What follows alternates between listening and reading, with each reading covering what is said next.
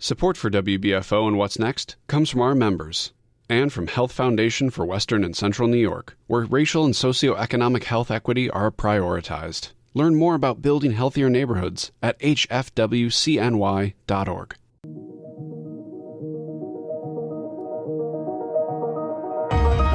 I'm Jay Moran. I'm Bridget Jaipal Valenza. I'm Thomas O'Neill White. We need to get together and let our voices be heard. This is What's Next, a dedicated hour to have important conversations about the issues facing the marginalized and underrepresented communities of Western New York and Southern Ontario. If we're going to have some real healing, we've got to have space to tell some uncomfortable truth. What's Next continues our mission to discuss race, equity, and the common concerns of Buffalo's East Side and beyond. In the suburban area, everywhere, we must work and teach our children. On What's Next today, our visiting guest, or returning guest for us, Morgan Williams-Bryant with us. Morgan, though, is the CEO of Leadership Buffalo. Actually, I think you may have been taking the position when you were here last. Yes. But it's great to have you back with us. It's great to be back, Jay. Yeah, you bring great energy to our conversation, so I'm most certainly looking forward to talking about this, because right off the bat here, Leadership Buffalo, very quickly, it seems like you're putting your imprint, you and your team are putting an imprint on Leadership Buffalo and trying to take it to the next level. What's happening? Absolutely. So I started December 4th, hit the ground running, haven't stopped since then. But it's been a great ride. I do have a phenomenal team that I'm working with now. But what we've done, the first 6 months, what I did was really just focus internally. What is it that the organization internally need? Kind of setting some structures in place, standard operating procedures, and then just learning the basic operations. I was involved in a program in 2017. I served on the board since 2018. But when you're coming in and now, you're leading the organization, you're looking at it from a different lens. So it really gave me an opportunity to kind of dive into the weeds, to really learn the operations, the programs, and then to see some of the areas that, some of the things we want to do differently, some of the things that we want to enhance, and then listening to the community. So the second half, what I did was contract out to Clementine Gold Group and then also Talent Rise. We wanted to make sure that we had third-party organizations really leading focus groups with the community, our stakeholders, our sponsors, to really listen to what it is that they needed. What did you hear from the focus groups? I'm curious. Overwhelmingly, and we'll talk about it a lot at the State of LB in February, but overwhelmingly, the number one thing that people wanted was more leadership development infused into our program. You look at how the workforce has changed just a small period of over the pandemic. There's also been a generational shift that we've been looking at in the workforce in the past couple of years. And people want to be equipped with more leadership skills. And then they want to be brought up to date. How do I deal with the changes that we have experienced? And we may not be going to what was pre-pandemic or, post this generational shift that's happened. So the team and I really took a hard look at that, talking to our consultants. And one thing that I didn't want to do when I started is come in and say, this is just all my vision. Right. That, that's for me, that's not the way I lead. This is a community-oriented program. We have a lot of people that pay and companies that invest in us. And we want to make sure that we're hitting the needs that they truly want and need to grow the leaders in their company. I think it's very important for companies and organizations to invest in their employees. When you invest in your employees will work so much harder for you. They feel appreciated, and the talents and skills that you hired them for, I feel like you'll see them flourish even more. So we really wanted to make sure that we were listening to the community's voice, but also incorporating what the community said. And so I'm so excited to say that we just recently launched our LBU, which is Leadership Buffalo University program, where we will be infusing more leadership development into the current curriculum that we have. One of the things things that people also talked about was the impact of the day sessions, where we're actually, going to organizations, visiting places in Buffalo, and they're actually getting to experience what other what their colleagues are doing. The one thing I say that's unique about Leadership Buffalo is there's no other program or organization that gives you an opportunity to pause during your workday and go visit and see what someone else is doing in a completely different sector. Right. And let's break that down just a little bit, just because I know I have a little bit of understanding how this type of effort works, but I'm not sure everybody does. But you're saying you're sponsoring companies. But basically, what they do, and not only they're investing in you, but now they're, like you said, investing in one of their employees that they think could be a leader. Absolutely. And every week or every month or whatever, there's a day set aside. They get off from work and they go to these events, right? Correct. So it's happening during their workday where employers are saying, yes, we sign on to this program, and it's going to be a part of your workday. And so each month there's a different day session that's a different theme. The first theme when we come off of our opening retreat in January is hunger and poverty. Okay. We know that Buffalo is the third poorest city in New York State. And so we're really highlighting some of the issues and concerns that people are going through on a daily basis. And it really gives leaders in this community a bird's eye, hands-on view that hunger and poverty don't always look like what you think it should look like. It really could be the executive sitting next to you, because you never know someone's financial circumstances, what they have dealt with, whether someone has gotten sick, medical bills, things like that. They could be one check away from needing some of these services as well. So it really gives you an idea of what people in that field, nonprofit organizations usually are targeting that, are working with, giving you information and statistics on who that person is and who it could be, what that person looks like, which is often different than what we normally think. But it also gives you a really good understanding and feel good to see the great work that's happening in this community. You have organizations that we partner with, like Upward Design for Life with Dionne Williamson, who founded it, and she's basically running this organization by herself along with volunteers. And what she's doing is helping single moms furnish their homes. Like, finally, they were able to get an apartment that they can afford on their own, but they may not now have the means to furnish the apartment. So she's working with various companies, individuals, organizations that's pouring into it. Is the idea then, expand on it, because you went through that, not only you were setting up this training, but you went through training. It's different than it was back in 2017, of course. It's evolved. That when you see what someone like Dionne is doing, is there an understanding of how to take on a challenge and try to find solutions? Yeah, absolutely. Because when you're working as a banker, when you're working, at National Grid and National Fuel, you're really focused on your work. Of course. You're focused on your world, your career, the things that interest you and what you signed up for. You're really not thinking about what's happening around you during your workday, when really what's happening around you at your workday could be impacting your workday. Why is your coworker showing up to work late? Maybe they have to take transportation, or something has happened with their family that you may not have considered before. But also, it gives you an opportunity to bring back to your company, here's some of the things that we can get involved in to be more involved in the community, to help some of these issues, some of the concerns, things that people are going through, and just to do good work. Because it's not always about issues and concerns that we're addressing. It's really to show how we can partner more in this community. We say Buffalo is the city of good neighbors, and it gives you an idea or a door to expand that opportunity to partner with some of those organizations and passion projects. You said that you'll start off with a retreat. Yes. So what goes into the retreat? The opening retreat. So we have an opening and closing retreat. The opening retreat usually takes place in January, and closing retreat in November. And this is really the first initial bonding experience that you have, because you're bringing people together from all walks of life, from all different careers, whether it's public, private, nonprofit, small business owners, and you're really getting to know each other. So we're giving you you an opportunity to take some assessments, whether it's DISC assessment, really understanding your behaviors, other people's behaviors, kind of giving you an overview of leadership development and what you're going to experience with the community. Also the civic engagement.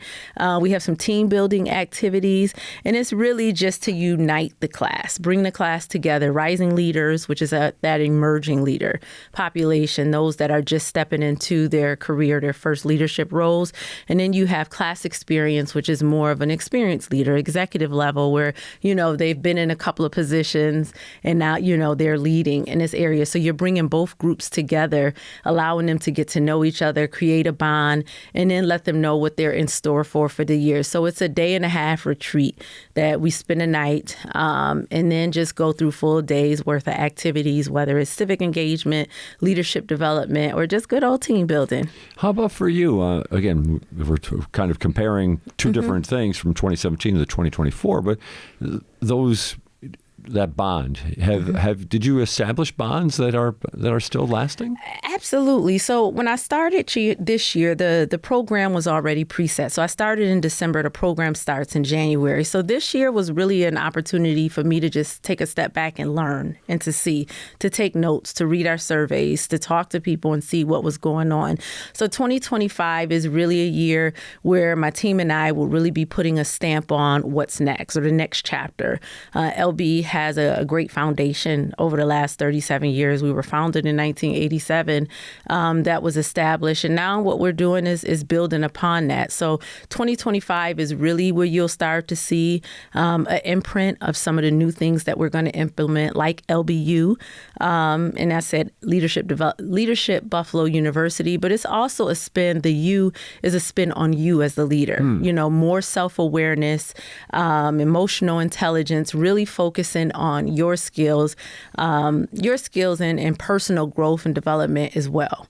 So 2017, absolutely, I've created some really good bonds, relationships, and even outside of, because what LB provides is a network of people. We have an elite network of over 4,000 individuals that have gone through this program that you can pick up. Do you feel free to call up? I do. Yeah? I do. Now, 2017 clearly was the best class. But we have a lot of other great classes that came before and after as well. And, I do want to shout out the class in 99 because they celebrated their 25th anniversary this year. And they invited Kendra Brim, who is our Vice President of Program and Organizational Development, and I out to their gathering. And to see that they're still bonding, meeting and doing great things in the community, and to invite us out to experience that with them and bond with them was really good. So you have groups like that, classes like that are still getting together and bonding. And then you have those that are sporadically getting together based on what's going on in their lives. So absolutely, it was impactful to me. What about confidence? I'm curious about that. I mean, you're looking for an emerging leader. I'm sure when people are looking inside their organizations, who might be the best candidate for this year's class. But is confidence something that's needed to get in here to flourish in this in these opportunities at LBU, or is it something that maybe comes along with it? I think it's a combination of both, because you have those that are experienced. They've experienced life in a lot of different ways, and so their confidence may be a little bit higher because they have gone through and they know how to get through life. And then you have those that are just stepping into their careers, and they may be a little bit more shy. A lot of people look at introverts like, oh, they're shy, and really they just need their space. So it really depends where you are, but we're really open for everyone. We hope as you're going through this program that your confidence continues to grow, but we're really looking and accepting of the individual that's coming in. So what you really need to thrive in this program is the will to do it. You want to be a part of it. You want to grow. You want to be more civically engaged. You want to understand what's going on in Buffalo. So if you have the willpower and a passion, then this program is for you. You did mention focusing on poverty as I think it was the first session that you're going to do. What are some of the other places and things that you're going to be focusing on? Right. So we focus on, Hunger and Poverty is the first day session. And then we have education where we're going through different school systems. We go to public schools, private schools, charter schools, some non-traditional education routes that people may take, whether it be City Honors, it may be the Academy School, it may be Northland Workforce Training Center, who's a great partner with ours, Asantwa and Stephen, who really, Santa was actually on our board. She's their vice president of operations there, and Stephen used to serve on our board. So we're really exposing our leaders in the program to the various aspects and levels of education. We have Criminal Justice Day. We have Workforce Development, where we partner with the United Way and Evans Bank, and they really gave a holistic picture of what that looks like and the work-life solutions that the United Way is providing, which is a great program, by the way. We have Environment and Ecology Day, Arts, Culture, and Tourism, all the beautiful things that Buffalo has to offer. A lot of times that we live here, we don't take advantage of. Right. You have Irish Classical Theater and the African American Culture Center and the Colored Musicians Club. We don't normally pause during our days and say, you know what, I wonder what else Buffalo has to offer that's good out here. And then, depending on who your circles are and who you're involved with, you may have a limited view, but Leadership Buffalo gives you the opportunity to have a full picture of what the greater Buffalo area has in store and can offer and does offer. What's next? We're talking with Morgan Williams-Bryant, the CEO of Leadership Buffalo. We're talking about a lot of different parts of their organization, including their class coming up here for the next year of their LBU is what it's a rebrand of sorts, right? Yeah. So LBU is a section, is our leadership development portion of our program that we're infusing into what we're already do. Okay. We still have our our traditional class experience and Rising Leader program. And I want to make it clear, we're not getting away from our day sessions at all, because the other thing that we heard in our focus groups, we're really being driven by the data that we received, is that these sessions are truly impactful. We don't want to erase what has been impactful, but we do want to continue to enhance and grow the organization. Let's reflect then about impact from day sessions. How about for you? I mean, is there a day sign? I have a close acquaintance who went through this type of training, and I remember hearing one of the stories and how tremendously impactful it was. And I'm sure, even though that training came some 15 or 20 years ago, I'm sure if I brought it up, I would hear that exact story again. How about for you? It was very impactful. And I can tell you, I went into the program thinking one thing, leadership development. My master's degree is in organizational leadership. So I'm like, oh, what am I? You're on this. What? Yeah, I'm in this. I am double clicking. I am excited about this. And then for my career, I've always worked in the community, community organizations, partner with community youth programs. It's very important when you're working in any sector to build partnerships. One thing you have to understand as a leader is that you do not know everything, and that's the reason why it's important to have a team around you.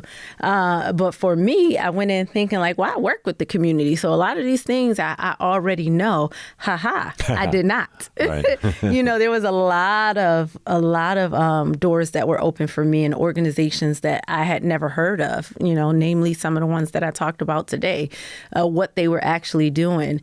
My sister and I on Christmas and Thanksgiving would volunteer for, at the time, Meals on Wheels.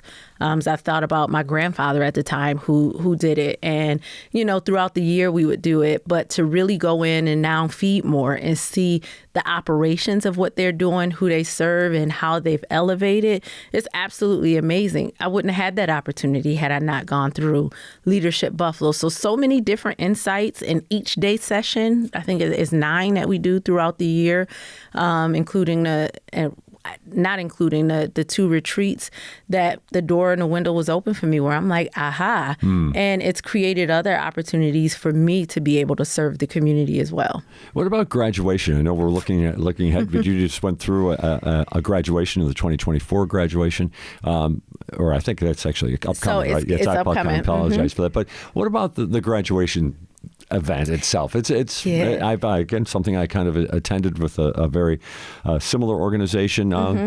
What do you take from those events? So I will say you're not completely wrong there. We had our youth graduation in June. Okay. We do have a youth program where we serve sophomores through seniors in high school, where we're there taking them through a year-long program and journey as well. So in June, they graduate, where they, it's a combination of everything that they've learned throughout the year. In December is the graduation for Class Experience Rising Leaders and in our Experience Buffalo program.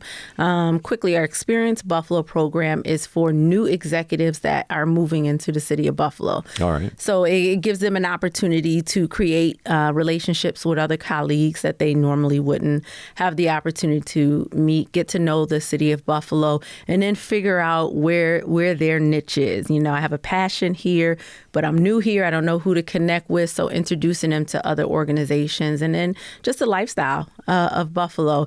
And our graduation is the culmination of those 3 classes. Oh, okay. And the experience that they've had over the year-long journey. So we have, at that time, we would have elected class chairs will be able to speak on behalf of the class and what they've experienced throughout the year.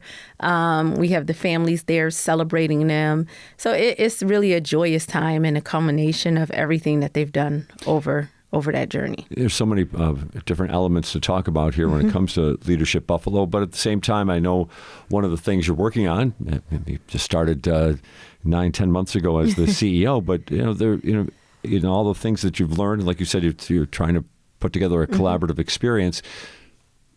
Kind of maybe let us know what you think might be shaping up here for Leadership Buffalo, some of maybe the focus, how it may start to alter. I know I don't want you to necessarily give your hand too much too fast, but what about that? Yes, I will say our State of Leadership Buffalo will take place, I believe it's February 27th, 2025 this year. So you're going to make me wait until February? No. I'll give you a little bit. So we've really taken a look at our mission statement, our vision statement. We've looked at our values, because you want to make sure as you're listening to the community, what they need, that it aligns in the direction that we're moving in.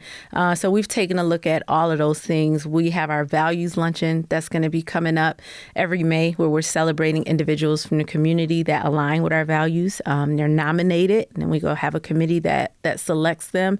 So we'll really be looking at celebrating the things that we've been working on all year. A lot of times people say, "What's happening? What's going on?" But what's not? It was not going on, right? But you really have to take an opportunity as a leader to step back and to assess first. And you can't assess and be talking all at the same time, because you don't want to drop things in a puzzle or piecemeal kind of way. You want to give people a whole picture of what's going on so they can truly understand. But those are the things. LBU, which we were excited to launch recently, Leadership Buffalo University, has been on university education, but also you as the person, looking at our mission, vision, and our values, really partnerships in the community, expanding our opportunities for people to sponsor with us. So those are just some of the things that we have going on. And then we hired our new VP that I've already mentioned. We just have hired our new program manager and program and marketing manager, Jasmine Foster, who came to us from UB. And then we have Melissa Hall, who has been working with us for 8 years and has been a true anchor for all of us newcomers into LB, into the operations, and Rachel Hoffman, who is our communications and administrative specialist, who really sets the foundation and ties everything together for us. So those are just some of the things. I have a feeling you're also out there with some consistency, knocking on doors, looking for new partners, right? Absolutely. New partners, new sponsors. And what we really want is to build true partnerships. So a lot of times you hear partner and it's we're looking at what you can do, but we really want to know what we can do for you too. How can we enhance our relationship? How can we grow our relationship? I will say we've had some great conversations. We revamped our youth program this year, infusing more leadership development into that, which has been very exciting. They'll have a full day retreat on Saturday, October 26th, where they'll be with each other all day long, doing team builders, getting to know each other.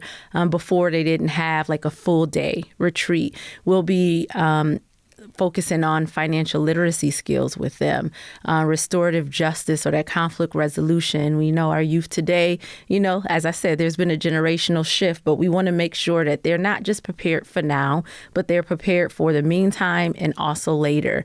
We are going to be working with them on general life skills and entrepreneurship, with also still infusing some of those impactful day sessions into the things that they're learning. So our youth program is going to look quite different than it has in the past, but all great things. And currently our goal was to have 30 youth. We have to make sure that it's, we keep a good balance between staff and student ratio. Right now, we probably have over 45 applications. So we're definitely going to increase our number that we serve this year. But it's been a joy to see the applications coming in. And we're currently recruiting for our adult programs, Classic Experience and Rising Leaders, where we're hoping people will apply by October 18th. Let's make sure, let's focus on that, just because I know that's a date that you have in mind. What exactly, people need to do, understand what might be in it for them. Why don't you make your offer on that and give some information? Right. So if you visit our website, leadershipbuffalo.org, and go to our programs, Class Experience, Rising Leaders, you want to read through which description you feel fits you best. Again, Class Experience is for those that are already, they've been in a leadership role for a couple of years, and Rising Leaders is for those that are just stepping into a leadership role. It's their first time maybe managing or leading, whether it's a project or people. And the other thing I will say about that when I talk about LBU, we'll have 2 different tracks. So they'll be together on the LBU day sessions, but Rising Leaders will have a track that's specifically geared towards new and emerging leaders, teaching them the skills that they need. And they've outlined things that they want us to cover. And then Class Experience will have their track. Well, we'll have people that are training specifically for them and what they would like to learn, the leadership skills that they've talked about. So October 18th is the day that we really would like to receive all applications by. So visit leadershipbuffalo.org again. And then you would send those in. It is a $75 application fee. We do have financial assistance available for the whole for tuition. It's not for the whole to cover the whole tuition. And it really depends on how many people apply and the requests that we get, where we see how much financial aid is given to each individual.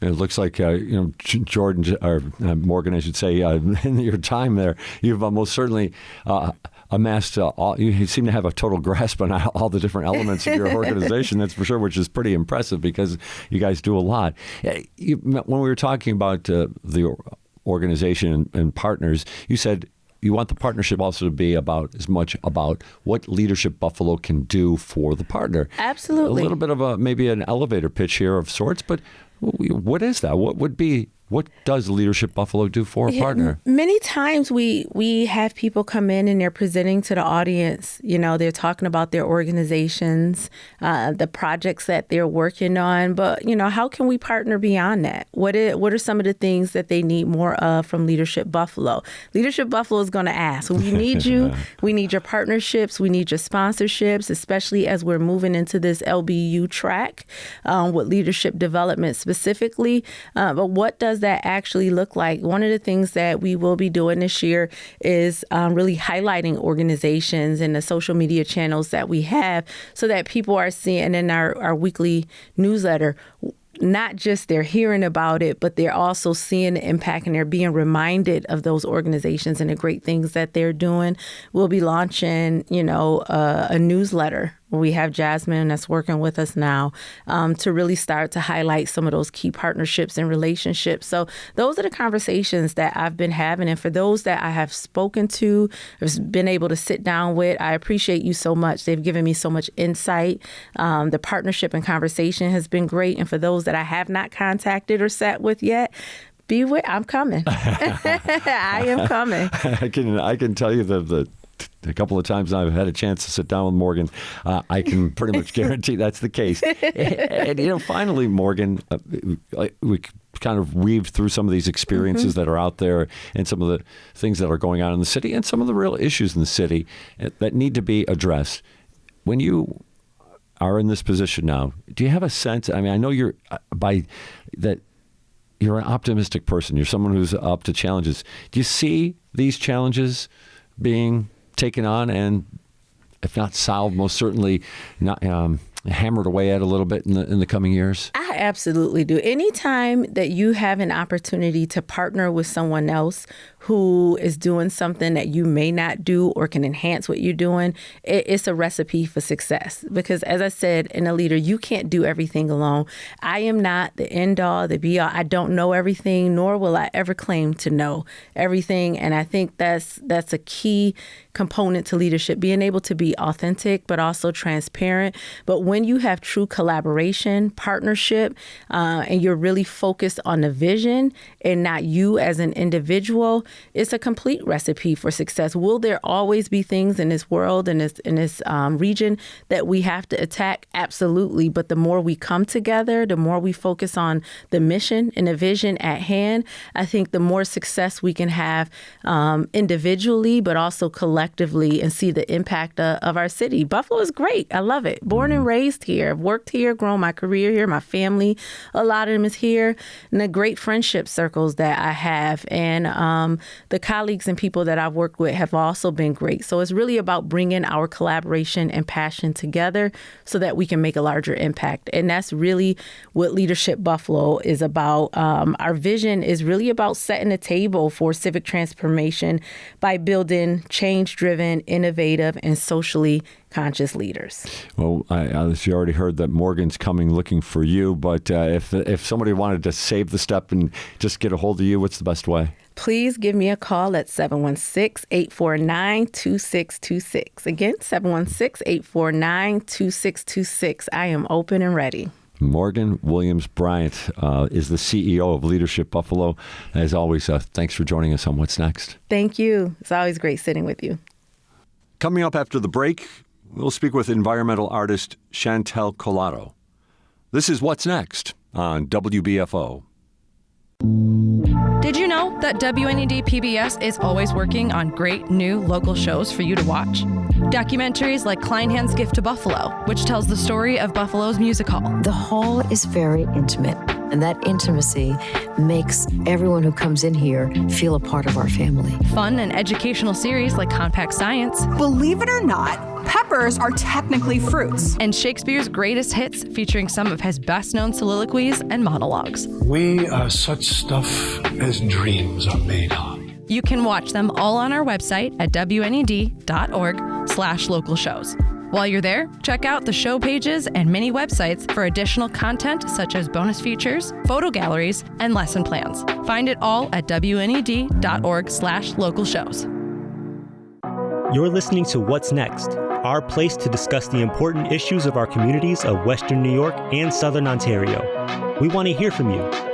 Click on the Talk to Us option in the WBFO app, and we will work to get your questions or comments on the air. Do you have a story or concern that we should be addressing? Email us using whatsnext@wbfo.org. Together we'll have the conversations that are needed. This is WBFO, your NPR station. And welcome back to What's Next. We're going to be live in the studio now for the next 25 minutes with us, environmental artist Chantal Calato. Thanks for joining us, Chantal.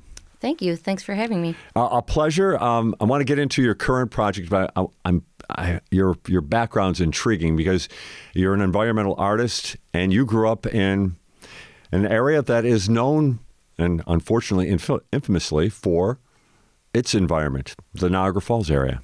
Yes, I grew up on a little tiny island called Cuba Island. It's right on the Niagara River, but it's literally just downstream of Love Canal. Most people know what Love Canal is, at least in this region. And we could see Love Canal essentially from our house, from our front yard. I could throw a rock and probably hit the chemicals on the other side of the chain link fence.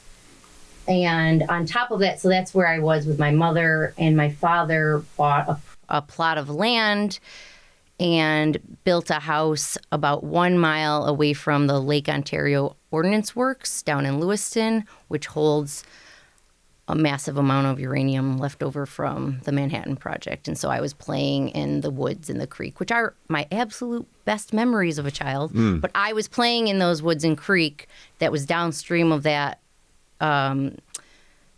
toxic waste my whole childhood. So I had this kind of like double-edged sword. Sure. So what came first, the interest in being an artist, or this environmental part of it that's played out for you professionally? Absolutely, being an artist. I was an artist. I feel like I came out of the womb as an artist. I don't feel like I have a choice, which is, some days I wish it was the opposite. But no, I've always been an artist, and it was time and seeing the world and being able to reflect back on my home in different new ways that allowed me to really begin to understand what environmental problems we have in Western New York and Niagara County specifically. And I'd love to spend some time maybe looking at some of your past work, and maybe we can get to that later in the program. But I want to talk about what really brought you in here today. You're working on a project, and this is fairly massive, and it's got a lot of different elements to it. In essence, it's called Play, or it's about play. Give us the background of this. Yeah, so I came off of doing a pretty intense personal project a few years ago, unseen at the Burchfield Penny Art Center. And I was, right around that time, I also started having kids. And very quickly, there was an influx of toys into my house in a way that I never thought was possible. And I had zero control over it. It was being given to us from every direction. And it really, I've been asked in the past what my superpower was, and my answer is a garbage picker. I'm good at garbage picking. And that really started to flourish again. I kind of took a break for a while, but after I had kids, I really started to notice the quantity of large plastic toys being thrown out around the city of Buffalo.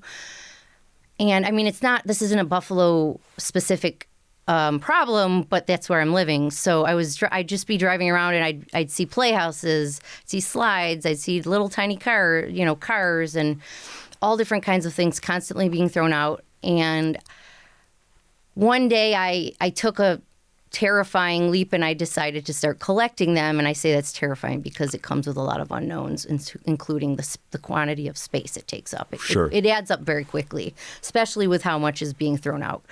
And so about 3.5 years ago, I started that. And it came around the time I had a conversation with my 10-year-old Max, and I was giving him art lessons at the time. And I realized through my conversations with Max, I realized children just have this beautiful creative energy that adults just usually fade out and lose over time. Yeah, tell me about it. And so together we came up with this idea of building a gigantic monster truck all out of big plastic toys, because we needed to make it out of something that was easily, readily available and cheap. And we figured out together that we could find a bunch of plastic toys and build this monster truck. And so he drew a sketch of the wheel of that truck, which is now one piece I'm working called the big wheel. And it's a bunch of little tykes, those red and yellow cars that most of the audience probably knows or has in their backyard, or their neighbor does. And if you put them all together, it creates a perfect wheel. And so I'm building this big wheel, which may eventually become part of the monster truck. We'll figure that out down the road. But in my process of collecting and now starting to build a bunch of different various large-scale sculptures, I realized I wanted to continue harnessing the imaginations of young kids so that, I could give them an experience that hopefully pushes their awareness of environmental problems and waste and excessive consumerism, while also feeding creativity towards my art. And so not only am I building these big sculptures, I've created a series of workshops called the Play Workshops. They're being hosted by the Burchfield Penny Art Center in their beautiful classroom spaces. And I've partnered with WEDI, Westminster Economic Development Initiative, with their after-school program, Energy and Fly. All the kids are 1st through 8th grade, so they're a phenomenal age group. I love it because they're all diverse in age. So they approach the challenges I give them very differently. Challenges? What are challenges? So how to take materials that aren't typically used to make art. So I've been giving them not the large plastic toys I've been collecting, but I've also collected bins and bins and bins of smaller plastic toys. And we've disassembled them, and they've now become more like building blocks for the kids. So they can use them in a way that's a more open, creative way. And are they taking different approaches to it? Or is that what you're saying? Yeah. So the first few workshops we've already done, and they were a little bit more open play. Although, for example, the first workshop, I gave them each a small bird, which was these little vintage birds that somebody gave me a box of them and said, I can't even sell these in my market. Just take them. Okay. So again, a discarded box of old birds. They look almost realistic. They're vintage. They all got to pick their own bird. They gave their birds a name. And then I said, if you've ever seen the classrooms at the Burchfield Penny, they're relatively new, but they're beautifully designed. Very unusual space with all kinds of levels and cubbies. And I wanted them to react to the room they were in, almost like a site-specific work. Okay. And the kids, I said, I want you to build a playground for your bird. So that was kind of like well, that's odd. Because, like, we don't normally think about playgrounds for birds. We think about playgrounds for us. Like, right. Does a bird need a slide? I don't know. Do they need a slide? What kinds of fun, interesting things would make it fun for a bird that has a completely different way of moving than we do? And then so those were really just like loosen them up, start getting them to think. And then going forward for the next 3 workshops, we're going to focus a little bit more on the kids' personal backgrounds. They're all immigrants and refugees from various countries and territories. There's 21 kids in total. They come from Somalia, Sudan, Tanzania, Kenya, Ethiopia, and Puerto Rico. So I feel really honored to be able to work with this group of kids because I've been able to do a lot of traveling and I've lived in a couple different countries myself, and I feel like we can learn so much from people who are from other cultures. Right, and to hear kids, like the kids who come from that type of background, which, is a background that so few of us can really have any type of empathy for. Like, I guess you can have empathy, but really have any kind of understanding of it. Do you sense that them bringing a whole different perspective that maybe, again, is opening up your eyes a little bit as well? Absolutely. It's hard to say, the specifics at this point, right? Because we still have 3 more, which I feel like are going to kind of get a little bit deeper with them in that sense. But what's amazing about play, and I guess maybe this isn't answering the question, but play is a form of communication just as much as speaking is. And so, yes, these kids do all speak English on different levels. But the act of being in this environment where the communication is more of a physical task than a verbal task allows everyone to kind of be on the same playing field, whether they're 5 years old or 12, or, I've even gotten the teachers and the adults in the room involved where they can't help themselves because it's too much fun. Right. So yeah, it's, I say that's interesting though, the idea that there's a way to communicate universally in a situation where people are on different levels of being able to communicate in English. Yeah, right? Different levels of communicating in English or just totally different backgrounds, different things they wear, different things they probably eat, which we're going to get into cultural foods, which I think will be interesting for one of the later workshops. And they're also going to be doing self-portraits, which I actually hope to further that. We're going to be using all kinds of different, for that self-portrait, that's actually this week we're doing that workshop. I've collected all kinds of various objects, like a piano off the side of the road, and disassembled it. Wow. So I'm going to be giving them objects that they probably have no clue. Like, I wouldn't even, if somebody put it in front of me and I didn't know what it was, I didn't know it came from, I wouldn't know what these objects were. So it's a way to get people out of their shells and, to think. And that's kind of what I've been trying to bring into my practice in my studio more so. You work, you make art, and you do this for so long that you start to get in routines and repetitions and throwing together a bunch of objects and kind of walking in to my studio now without a specific goal, which I'm not saying I do that every day, but I did it for about a year, and it allowed me to be creative in a much broader way.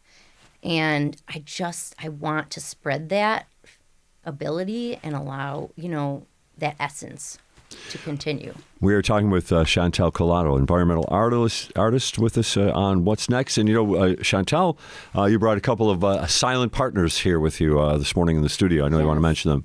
Yes. I have two amazing students here from UB. They've been working with me on a storytelling and marketing project with their professor, Nicole Zeftel. I have Martin Kim and Sanskar Narang.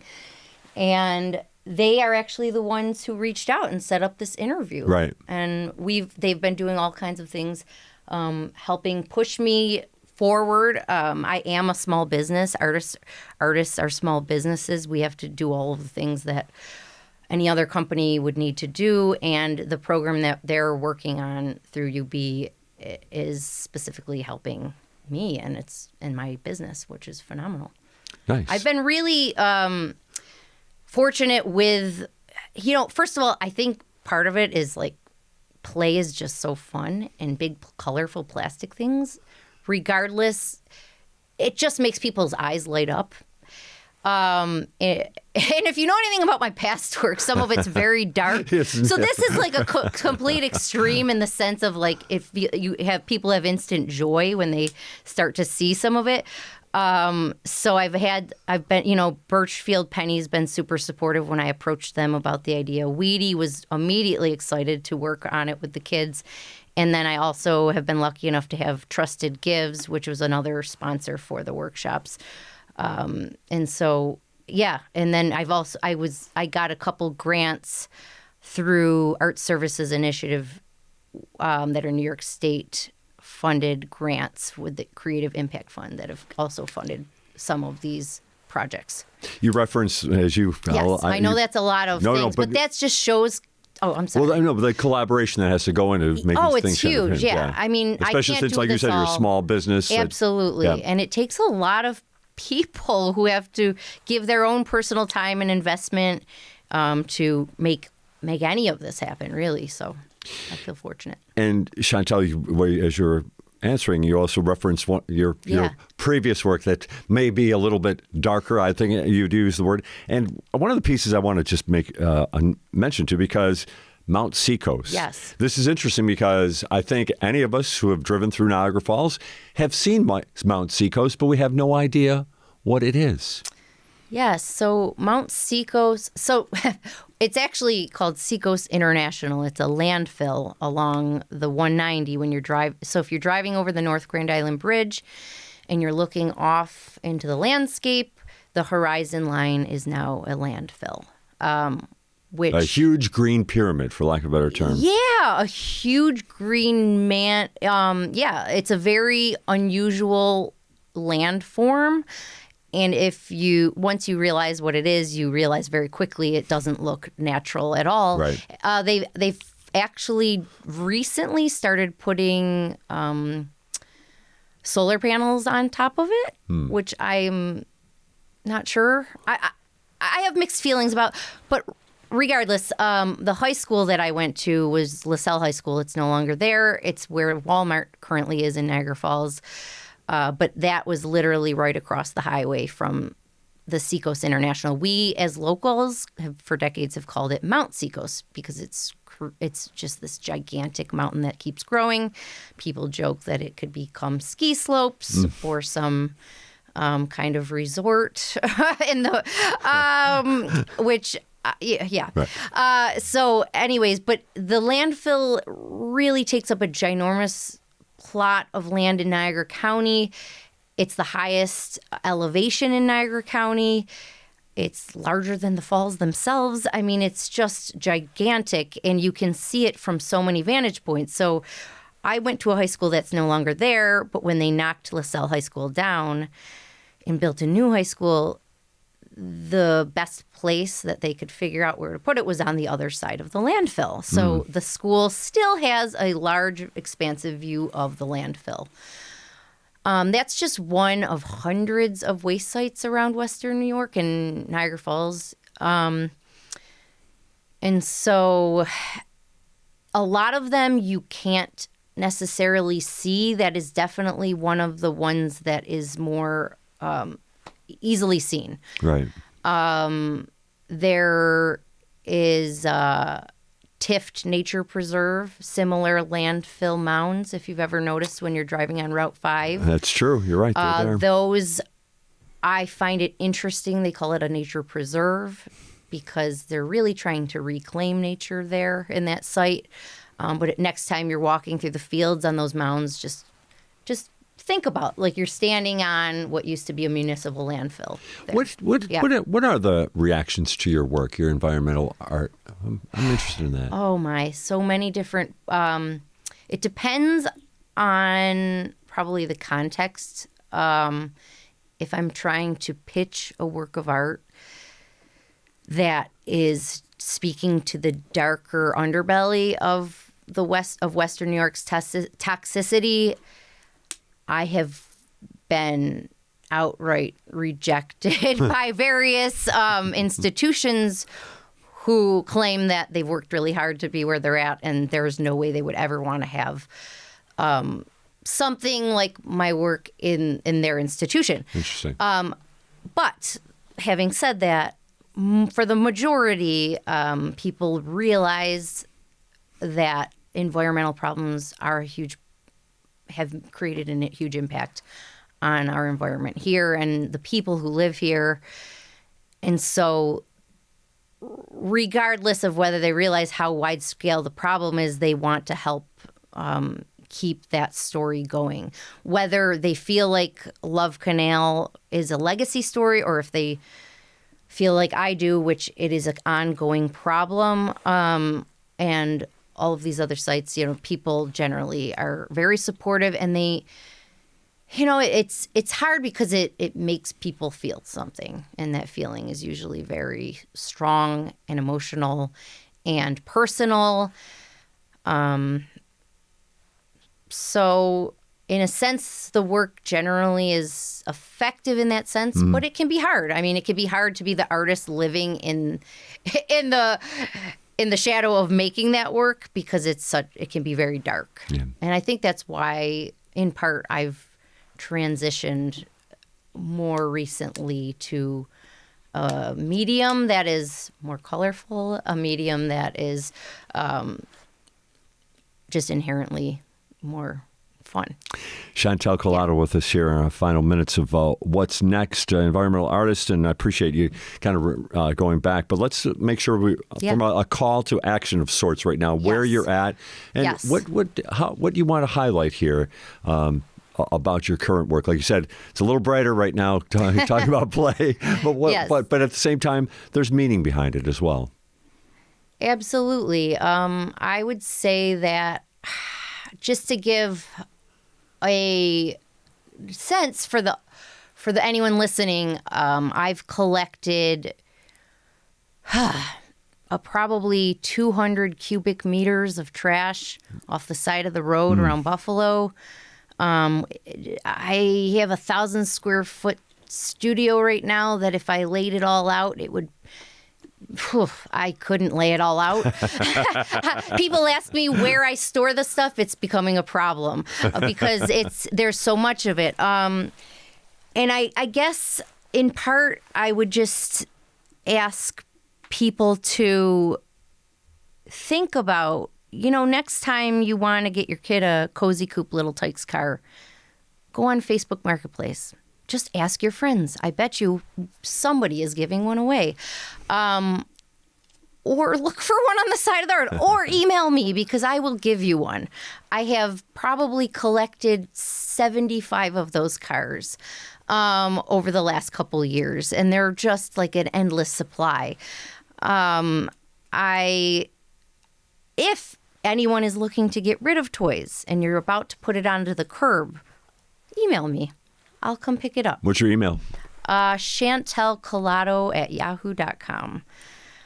I am specifically currently looking for green turtle sandboxes. Oh, I had one, but it's... Oh. I left it outside of the road and somebody took it. Exactly. I cleaned it up. That's the thing. It's like everybody's had these things. Yes. It's so universal.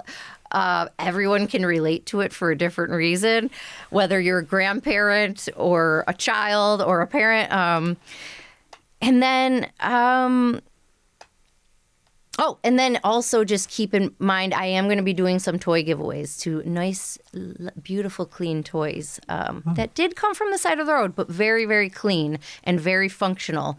So leading up to Christmas, I'll be doing some toy giveaways because I really want to encourage people to reuse and reuse and reuse. Well, Chantal, I appreciate you coming in and sharing with us. Looking forward to see how this all plays out, and we can talk again. How does that sound? I love that. Thank you so much. Yeah, Chantal Calato with us, environmental artist, on What's Next. And, of course, our first half, we were talking with Morgan Williams-Bryant here on What's Next as well. This has been What's Next on WBFO and WBFO HD1 Buffalo, WOLN Olean, and WUBJ Jamestown, your NPR station.